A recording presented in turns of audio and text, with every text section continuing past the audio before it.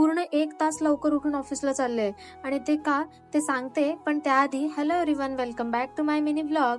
सकाळी उठले आणि फ्रेशन अप होऊन मस्त फ्रेंड्स सोबत ऑफिसला जायला निघाले.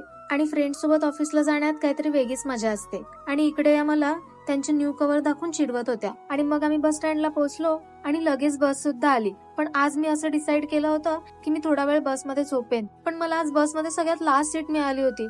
आणि आमच्याकडचे रस्ते इतके खराब आहेत की मला असं वाटत होतं की मी रोलर कोस्टर मध्येच बसले. पण नशीब, मला जी सेकंड बस पकडायची होती ती एसी वाली मिळाली. मग मस्त हाफ एन आवर झोपले बसमध्ये आणि उतरले नेक्स्ट स्टॉपला.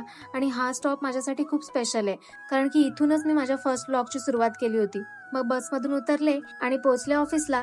आणि ऑफिसमध्ये गेले तर बघते तर काय, हा एकदम ब्युटिफुल असा न्यू मेंबर आला होता आमच्या ऑफिसमध्ये.